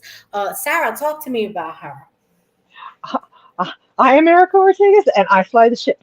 I fly the ship. I I really like her, that she's very she's strong, but she's also vulnerable. And then like when Yeah. when she's with the girls, I really like that part of the show, that when the girls sit together and drink and kind of have that little just deep downtime is what I'm looking for. Just that they're not they're not business all the time, but you get to see who they are as people. Does that make sense? Yeah. And I Yes. like that Mhm. they seem, this crew more than any other seems actually like more like real people to me. Like you could bump into them out on the street. Oh, And absolutely. I think she's going places, not just because she flies the Hmm. ship, but she's going places. Go ahead. Absolutely. How about you, Rose? Yeah, I pretty much love them all on Strange New Worlds. I think they've really nailed it with a good mix of characters of all different personalities and backgrounds, but they all get along. And same thing, yeah, like they truly feel like friends. I think that if Voyager had been done now, that we would have seen more of this kind of a relationship with the crew hanging out in the off hours rather than kind of how they portrayed it in the 90s. I think this is a more authentic feel for Hmm. real life in a TV show. I love Ortega so much. She is great, and Oh I'm yeah, really looking forward to absolutely. more with her. I know that Yes, agreed. she lost her spouse just before they went into filming season 2, I believe. Oh And wow, I didn't know so, that. yeah, apparently she had asked them to just kind of go light on the storylines with her character because she was still grieving and working through everything. So Hmm. while I missed seeing more of Ortegas last year, I truly Yes. believe that season 3 we will get more of that because it's Yes. been some time and hopefully she's been able to kind of work through some things and is feeling a little Yeah. bit on the other side of some of the deep immediate grief and that we will get more from her. And kudos to the writers who gave her that Yes. freedom to still be on the show Yeah. and still recover from her loss. Yes. And my deepest condolences. I was not aware of that. But let's move on Yeah. to our next character.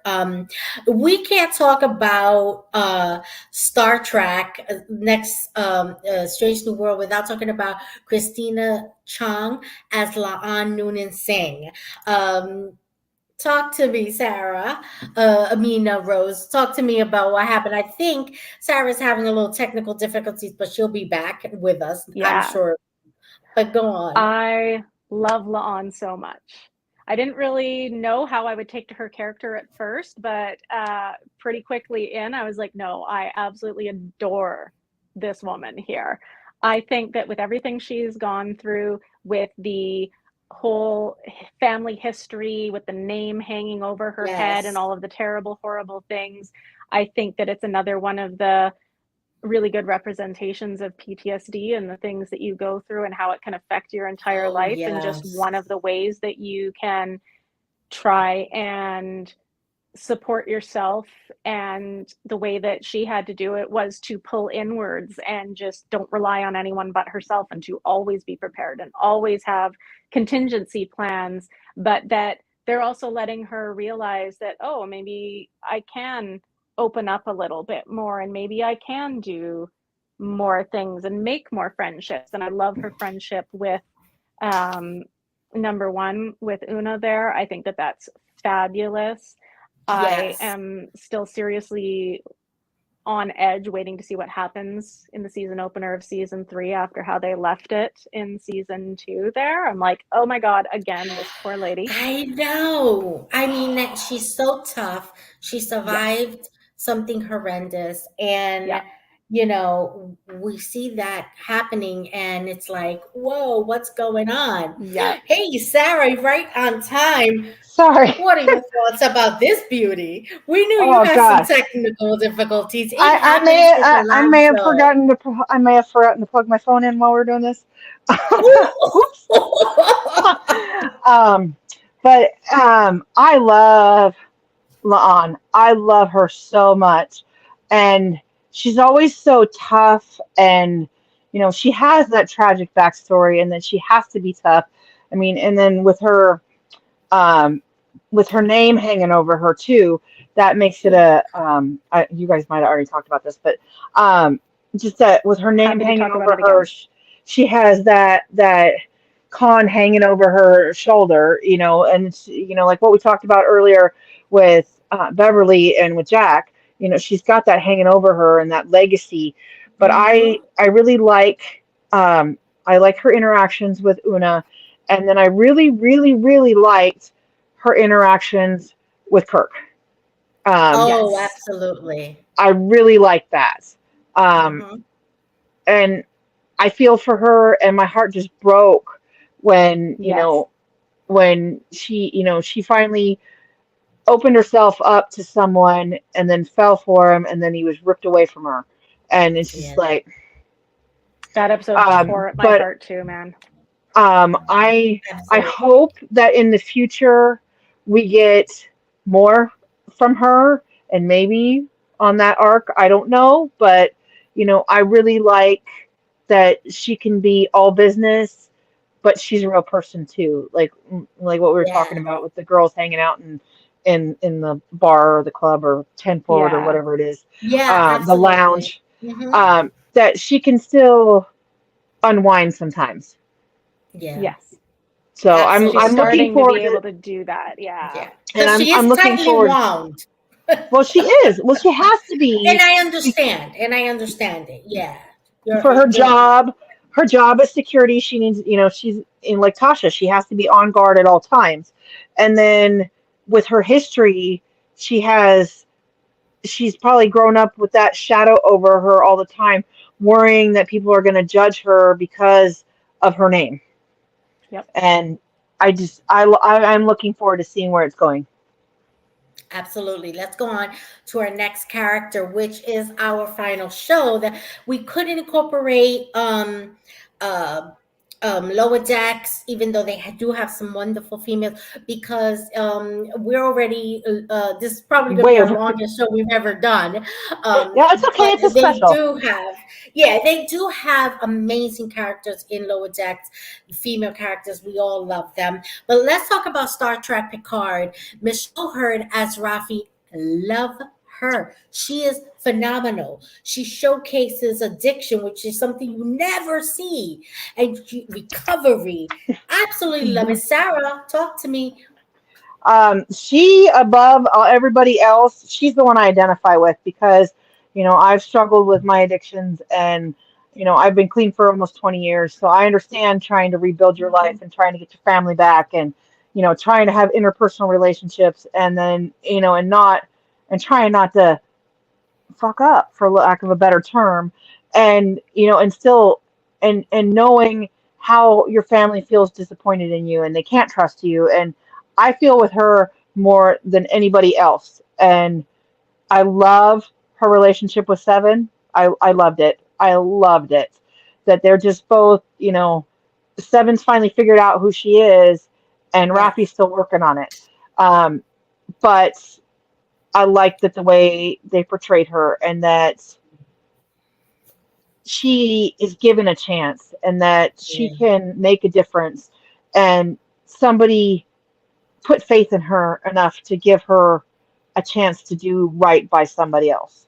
Does that mean do right by the Federation and everything else? Yes, Because she trusted, absolutely. she did whatever. I think she did. What happened to her was, I think she did something that she did what Picard asked her to do, and then she ended up getting kicked out of Starfleet because of it. Hmm. And I think Yeah. that's when she went down that addiction rabbit Rabbit hole. hole.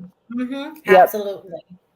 Absolutely, which is a really sad thing, but it Yeah. often happens when you crash in your life Well, like yeah. When that. everything, your career's over, your life, so her marriage is Mhm. over, her kids gone, her career's over. You know, it's in the field of addiction. It's what we call it is that we call it the fuck it's, because everything just gets so bad and you just fuck it, I'll get high. And that's, that she represented that and showed that, and that she was struggling with it is amazing to me. I mean, yeah, Absolutely. Star Trek is woke and oh my god, but addiction is a commonplace occurrence in our society, and I think it was important that this be shown. Mhm. Yeah, especially since not every place is a utopia, and I think that Right. that's noticeable in in this what's going on here. How Mhm. about you, Rose? Yeah, I love Rafi so, so, so much. I love the way that Michelle portrayed her as the struggling, still a good person, still wanting to be who she knows that she could be, but still struggling with all of those issues because they're not just going to go away overnight. Then it's probably something she's going to struggle with constantly for the rest of her life here and there as things come up. Mm-hmm. And PTSD on top of that and everything. And I Mhm. love her and Seven together so much. I was so hoping after the first season that that's where they were going with it because I think that they are a great pair for each other. Seven's been through a bunch of stuff. They're not the same things, but she's been through stuff. She's struggled, she's worked through it, and she's kind Mhm. of finally come to a place where she can be content and steady. And I think that Rafi is working towards that through the Yeah. series even more and everything, and that she's right there and can be doing that and that they could live a great, happy, fulfilled life together. Yes. Absolutely. Yeah. Yeah, and I Hmm. loved Raffi with Rios. I loved that friendship right there. Hmm. That was such an amazing friendship. Rios, to me, was one of the most realistic portrayals of PTSD that really just hit Yes. with me that I loved. And the two of Hmm. them together supporting each other and working it out and like, okay, you're going through some stuff right now. Fantastic. I'm there for you.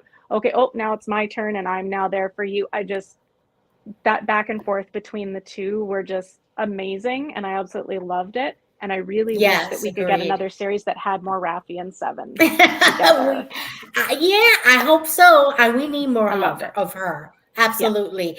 And then we have Orla Brady. I hope I said her name right. As Laris, the Star Trek Picard. We needed More Laris. Yes. more Oh, Laris. We needed a conclusion for her and her relationship with yeah. Picard. Yes. Rose, talk to me about Laris. And your thoughts on that. I really loved Laris in the first season. I was super excited Yeah, about me the too. character. I really was hoping that they were going to do more with the character. Like, what an amazing background and story and everything and setup. Like, that could have been phenomenal. I didn't like that they killed off her husband all of a sudden out of nowhere. And then we're like, hey, yeah, we're going to do this thing with Picard now. And I was just kind of like, oh, that wasn't my cup of tea. I didn't really see that fitting together like that. And then, Yeah. yeah, okay, bye, I'll meet you. And then just like, that's it, never just gone. We don't know what happened to her. Yeah. Did they Like, break that up? just, Because they don't really tell you that no. Beverly and Hip are together, but they imply it. So Yeah, and that then there's just no confused mention of me. Laris ever again. She's just gone in the wind and that's it. And that really annoys me. Like, if you guys are only going to do 8 episodes, make them count. Make Yes. them count. Do not bring in somebody and set up this wonderful backstory and all this potential, and then all of a sudden pivot 180 and go in a totally different direction, and then just poof, they're gone. You're like, what? Yeah. There was so much more potential there, and I love Mhm. Orla. I love the way that she portrayed it, and I think it's just a darn shame that we didn't get more out of the Agreed. character and Orla. Absolutely. Absolutely. Sarah, how about you? I kind of wondered. I know it was kind of weird that her husband died off, but I almost felt like I kind of wonder if Romulans are poly, and if that's kind of what they were, because they both kind of had this worship, kind of adoration, protecting Picard when they were both alive. It Yeah. was almost like a polycule, like they were not that Picard was like conscious of this because Picard's oblivious to everything, but um, you know what I mean, that while they were together, but they also were appreciative and had come to love Picard for taking care of them and taking them in and making sure that they were safe and trying to do the best he could, even sacrificing his career trying to save their Yeah. species and their planet. Exactly. And you know so it wasn't as hard of a pivot for me as it was for you. Like I think that because they had been there, because I kind of saw. I don't know if I just see things I want to see, but like the way that he looked at Picard too, kind of had that feel to it too. That they both loved him in their own way, and that just Yeah. it just seemed okay. Well, I'm going to go on, and maybe not so much romantic. That was kind of weird, but that they would continue on living the way that they lived somewhere else. And Yeah. yeah, it Agreed. was just it was like one of those, you know, like when they end a show before it's time. It kind of felt like that, just like, Yeah. Yeah. They and ended then her character too soon.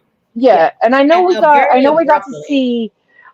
see, Orla, um, in season two. Was it season two? Yeah, season two when they went back in time as the watcher or whatever she was, um, the supervisor. I don't know what the heck she was, but whatever she was, just we got to see her there, but it wasn't the same character. It was an entirely new It character. was a Yeah. Same kind yeah, face, exactly. Hmm. same face, different character. Yeah. Jeffrey Combs, hold my beer, but you know what I mean. I'm Yeah, all for her being the new Um, absolutely. Jeffrey Combs. yeah, Yes. and I want her popping up and everywhere now. I mean, I like that character too, but that was a different character. Yeah. Hmm. So I mean, Absolutely I needed agreed. more from them Yeah. Yeah, in her agreed. So regards. And yeah, yeah, I totally agree with you both. We needed closure on yes, her. Let's move on to our next and last character, Amanda Plummer as plumber. Varric. Ooh. Uh, does she play a evil villain or does she play an evil villain? Fantastic. Sarah, talk to me about her. I really liked her. I mean, she's great. She's a wonderful actress. I loved the character because it was always kind of like, what the fuck is going on? And that she, that she can do that. That it wasn't because of the way my brain works. I usually see things coming 9 miles away, but with her, I never knew what the fuck was going on, Hmm. and she just was amazing. And she, to me, it almost looked like, and I think as an actress, I think Amanda Plummer actually watched her father's role in Star Trek Six and modeled this character off of General Chang. Was it General Chang? I think it was General Chang. Um, the one with the eye patch. Yes, it was General Yeah. Chang. Hmm. And even like here as they're smoking and leaning back in the chair, I can see that Klingon personality in that pose. And Yes, agreed. I really appreciate that she took the time as a person to create a character that played homage to her father. And Absolutely. while it is still her own character because it was fucking kooky, but I mean I really liked it. I just never most of the time I can see what's coming, where things are going, but with her she Yeah, had me guessing, and that's I really enjoy that, if me that makes too. sense. I 100% had no idea she was a changeling. She got me. Rose, talk to me. Yeah, I knew who her dad was and everything, and I wasn't sure if it was a direct homage or whether it was just they had really similar sort of mannerisms, but I loved it. I just like Hmm. those little similarities there. I found Yes. really nice to see. And she plays the weirdest bad guy. Like the whole time, same thing. I was just like, what is going on here? Absolutely. Who is she? I had 15 different possibilities of what I thought might be going on because I just wasn't Right. 100% sure. And they could have taken it really in any one of these ways. I really Hmm. enjoyed her as a bad guy, like the like crazy unhinged, just like you never knew what they were going to do next. I wasn't super happy with the way she kind of ended. I just thought it was kind of Yeah. Maybe needed a like I warrior's thought death. that, yeah, just, Yeah, I thought that she I'm was going all to be about the more warrior's death. important, More. more Just important, more. more. There's just more to Yeah. that. But otherwise, like I enjoyed her turn as the character. But that's what happens when we get 10 episodes or 8 episodes versus Yes. 22 episodes in a Yeah, you series. don't have a You lot of can room do for things. so much. Yeah, Yeah. You can really do too much absolutely. in this. Yeah. Yeah. Yeah, but I want to thank Rose for coming on the show today and doing this Star Trek celebration with us. Thank you, Sarah, for being here. Before we say goodnight, I do want to remind everyone that our next episode will be September 13th at 8 p.m. Eastern Time. We're going to be talking about the TV series Snowpiercer. So that's going to be pretty fantastic right there. So I hope you guys can join us. But thank you so much, guys, and have a Thank you so much for wonderful. having me. Oh, you are always welcome in the Sci-Fi Queens anytime. Thanks. Thank you. Don't forget to like, subscribe, and share our new channel so that you can get notified when new videos come up. Thank